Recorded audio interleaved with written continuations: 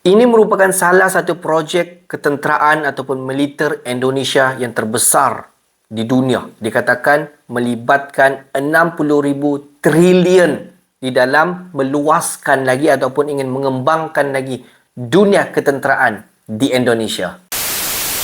Hello guys, bismillahirrahmanirrahim. Assalamualaikum warahmatullahi wabarakatuh. Allahumma salli ala sayyidina Muhammad wa ala ali sayyidina Muhammad. Guys, selamat datang ke Musa Channel. Ini adalah channel YouTube aku, Musa bin Muhammadin Channel. Kepada subscriber, kepada viewer di luar sana yang baru sahaja masuk ke Musa Channel, jangan lupa berikan dukungan kalian kepada channel ini dengan cara mudah. Just klik button subscribe, like dan komen di bahagian komentar di bawah.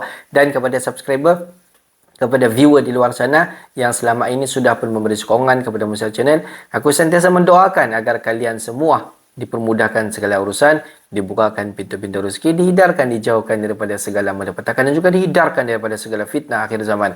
Amin amin ya rabbal alamin. Guys, seperti biasa hari ini kita akan buat sedikit lagi video reaction di channel bagi-bagi. Dan apa tajuk yang kita akan tengok hari ini, di mana dikatakan ini merupakan projek militer terbesar. Dikatakan sampai 60,000 trilion guys, di mana berita ini ditutupi dunia. Sebab apa? Kita belum tahu lagi. Kita tonton dulu video ini, baru kita tahu rahsia di sebalik 60,000 trilion.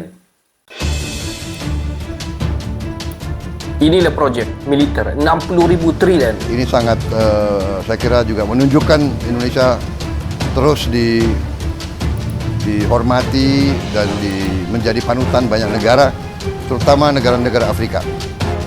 Suatu negara akan berwibawa, akan mempunyai bargaining power ketika pertahanannya kuat. Pertahanannya kuat ketika industri pertahanannya juga mumpuni untuk mendukung pertahanan yang kuat itu. Ya, dalam waktu singkat ini kita akan melakukan remapping daripada produk-produk dan teknologi kita. Inilah proyek militer 60 triliun di Cilegon, Banten yang ditutup-tutupi dunia. Sahabat bagi-bagi, salah satu hubungan erat antara Indonesia dan Korea Selatan adalah di bidang pertahanan. Bagi yang tidak menyadari, beberapa alutsista Indonesia yang bisa dilihat sekarang adalah hasil kerjasama Jakarta dengan Seoul. Seperti kapal selam Nagapasa Class yang dibangun oleh PT PAL dan Daewoo Shipbuilding dan Marine Engineering Co. Ltd. (DSME). Nagapasa Class terdiri dari 3 unit kapal selam, yaitu Nagapasa, Arda Dedali, dan Alugoro. Indonesia sengaja memakai jasa Korea Selatan membangun ketiga kapal selam itu atas dalih transfer teknologi. PT PAL dibantu oleh galangan kapal Korea Selatan yaitu DSME selama proses pembuatan kapal selam itu. Selanjutnya, Indonesia menjadi mitra satu-satunya Korea Selatan dalam mega proyek jet tempur masa depan KF-21 Boramae. Ide membangun KF-21 Boramae datang dari Korea Selatan, dan Indonesia diajak untuk bermitra. Mendiang Presiden Kim Dae-jung mengungkapkan keinginannya membangun jet tempur canggih yang dibangun oleh Korea Selatan. Pada akhirnya proyek KF-21 Boramae berjalan di tahun 2011 setelah Indonesia memutuskan untuk bergabung Beber Auto Tribune pada tanggal 26 Oktober tahun 2023. Sebagai mitra, Indonesia bertanggung jawab untuk ikut membiayai mega proyek tersebut. Indonesia setuju untuk menanggung 1,3 triliun won, atau sekitar 20% dari total biaya pengembangan KF-21 Boramae. Bahkan menurut kabar terakhir, Indonesia sedang mempertimbangkan hibah korvet Pohang Class Korea Selatan. Pada tanggal 6 Juni lalu, Komisi IDPR RI dan Kementerian Pertahanan mengadakan rapat terkait persetujuan hibah 1 unit kapal patrol Combat Corvette, PCC, Bucheon 773 dari keluarga Pohang Class. Komisi I telah menyetujui hibah berupa 1 unit kapal PCC bekas Angkatan Laut Korea Selatan Bucheon 773 Pohang Class, jelas Ketua Komisi IDPR RI, Metia Hafid. Menurut keterangan Wamenhan, Muhammad Herindra, kapal hibahan itu masih berada di Korea Selatan untuk menjalani perbaikan. Perbaikan meliputi mesin dan sistem sensor yang akan dilakukan di Korea Selatan. Selanjutnya, modernisasi, SEWACO, Sistem Integrasi Sensor dan Persenjataan atau Combat Management System, CMS, radar, dan navigasi akan dilakukan di Indonesia, ucap Herindra. Namun selain di bidang pertahanan, Korea Selatan juga berinvestasi hal lain di Indonesia. Seperti proyek PT Lotte Chemical Indonesia, LCI, yaitu membangun pabrik petrokimia di Cilegon, Banten. Proyek yang disebut sempat mangkrak sejak 2016 ini diupayakan terus berjalan, menurut keterangan Menteri Investasi, Kepala BKPM Bahlil Lahadalia. Jika semua berjalan sesuai rencana, Bahlil jelaskan bahwa LCI akan mulai berproduksi pada Maret tahun 2025. Salah satu bukti investasi dari Korea Selatan adalah LCI yang sempat mangkrak pada tahun 2016, dan sekarang sudah hampir selesai. Maret tahun 2025 itu sudah produksi, ucapnya pada tanggal 3 Juli tahun 2024. Pada 2023 lalu, Menteri Investasi Bahlil sempat memantau langsung perkembangan proyek tersebut. Pada kesempatan itu, Bahlil sampaikan bahwa upaya pembangunan LCI adalah cita-cita Presiden Jokowi agar Indonesia bisa mengurangi ketergantungan pada produk impor petrokimia. Pembangunan investasi LCI ini sejalan dengan amanat Presiden Jokowi untuk mengurangi ketergantungan kita selama ini pada produk impor petrokimia supaya mendorong laju perekonomian Indonesia. Saat pabrik sudah jalan, kami harap hasil produksinya akan berperan secara signifikan sebagai substitusi impor yang akan menghemat devisa negara, sambungnya, dikutip dari laman Kementerian Investasi, BKPM, tanggal 12 Maret tahun 2023.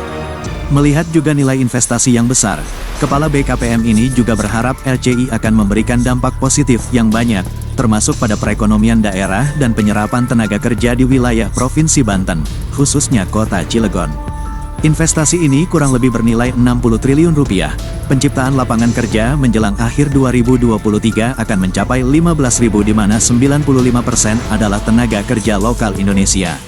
Produk yang dihasilkan merupakan produk petrokimia, 50% akan digunakan untuk kebutuhan dalam negeri dan sisanya akan diekspor, pungkas Menteri Investasi itu. Bagaimana menurut kalian? Yuk diskusikan di kolom komentar. Merdekalah dunia seutuhnya, merdeka!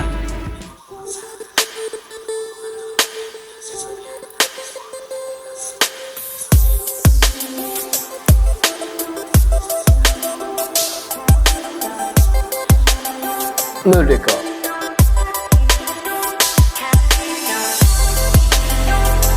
Okey lah guys, kalau kita tengok Indonesia, Korea Selatan banyak menjalinkan hubungan kerjasama di dalam militer.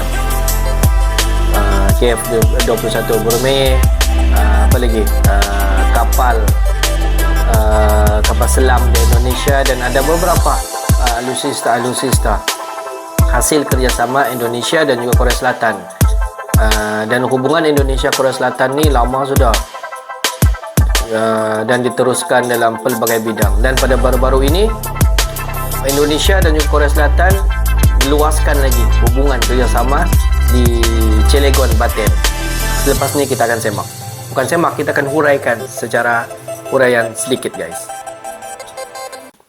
Kerjasama Indonesia dan juga Korea Selatan dalam, kalau kita tengok pengkhususan dia sekarang ini lebih kepada dunia ketenteraan. Banyak hubungan mitra Indonesia Korea Selatan dijalinkan, dan banyak yang sudah kita nampak hasil dah. Contoh macam kapal selam, dan ada beberapa alutsista di Indonesia yang sudah pun diguna pakai. Cuma yang kita belum nampak hasil adalah KF-21 Brunei. Mungkin adalah sebab-sebab yang kita sendiri sebagai influencer dan juga masyarakat awam yang belum tahu tentang apa sebenarnya yang terjadi berkaitan dengan pesawat tempur KF-21 Brunei. Tetapi pada hari ini kita akan membincangkan tentang hubungan kerjasama di antara Indonesia dan juga Korea Selatan berkaitan dengan projek yang akan dilaksanakan di satu kawasan di Indonesia yang dikenali sebagai Cilegon, Banten. Di mana di kawasan ini di mana investor daripada Korea Selatan akan menjalinkan hubungan kerjasama bersama dengan Indonesia di dalam melaksanakan satu projek biokimia yang akan dilaksanakan di sana. Di mana projek ini dianggarkan di dalam 60.000 triliun yang akan dilaksanakan di Cilegon, Banten di Indonesia. Bagi pendapat aku, kalau hubungan kerjasama ini diteruskan, jika dilaksanakan satu projek, boleh dikatakan projek mega yang akan dilaksanakan di Cilegon, Banten.